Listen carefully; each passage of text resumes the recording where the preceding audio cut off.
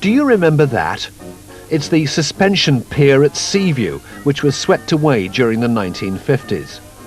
These clips, our earliest of the island, were taken in 1919 and reveal quite clearly some of the changes that have occurred during the 20th century.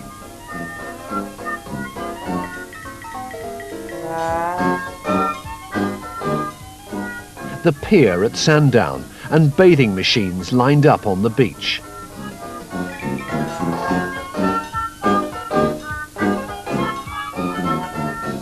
The cascade at Ventnor, a natural waterfall which was incorporated into the construction of the promenade. It still exists.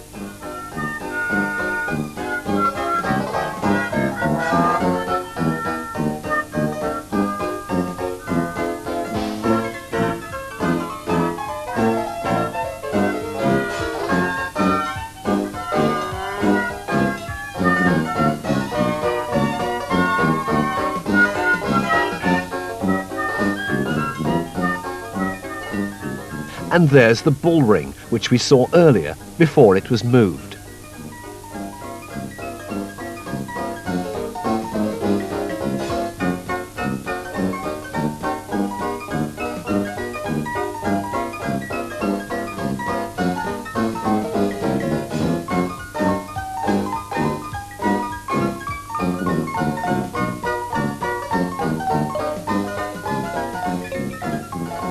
In the days before the serious problem of erosion by tourists was realised, the coloured sands of Allen Bay could be collected in a file as a souvenir. Maybe you remember doing this as a child. Nowadays they are on sale at the top of the cliff, but members of the public are no longer permitted to help themselves.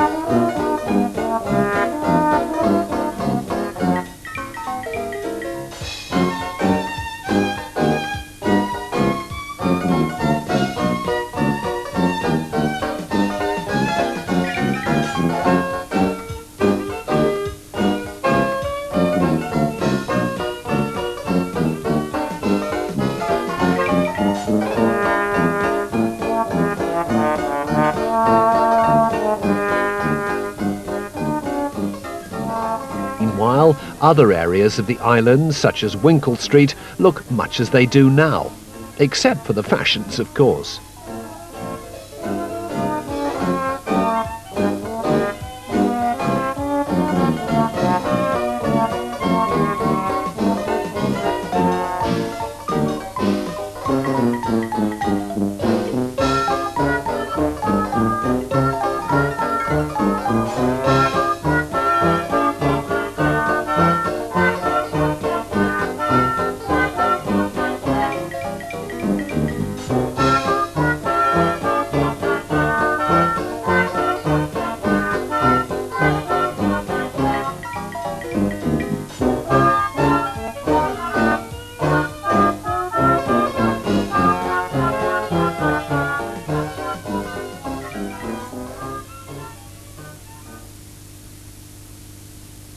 "14 years later, in 1933, this amphibious plane was arriving for Cows Week. The Isle of Wight, and cows in particular, has been synonymous with sailing since the early part of the 19th century.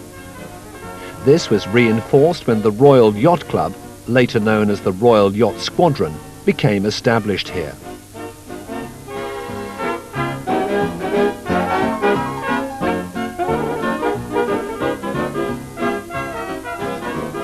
Over the years, the royal connection has continued. The royal yacht, Victoria and Albert, was regularly moored in the harbour during the event.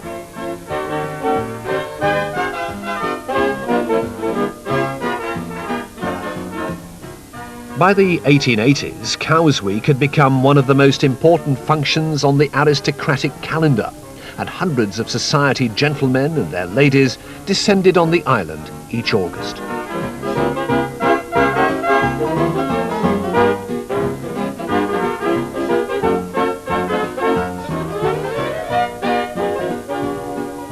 By the 30s, those wishing to get a better view of the sailing, and anything else in the deep water channel for that matter, could charter a motor vessel.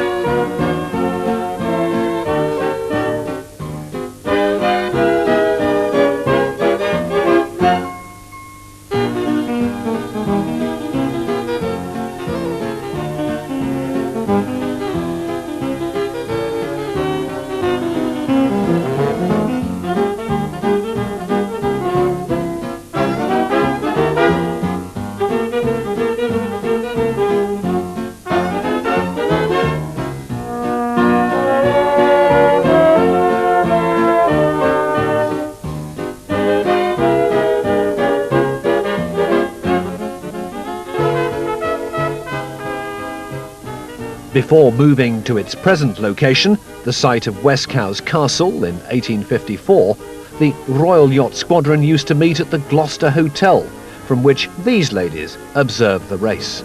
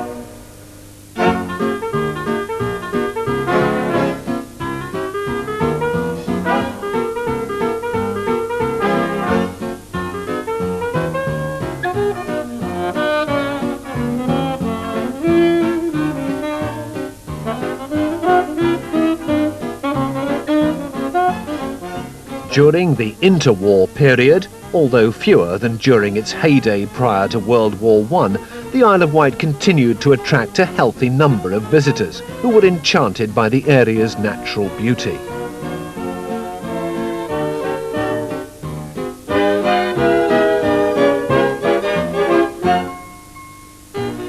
And of course, the almost obligatory sites, such as Osborne House, which was purchased by their Highnesses for £26,000.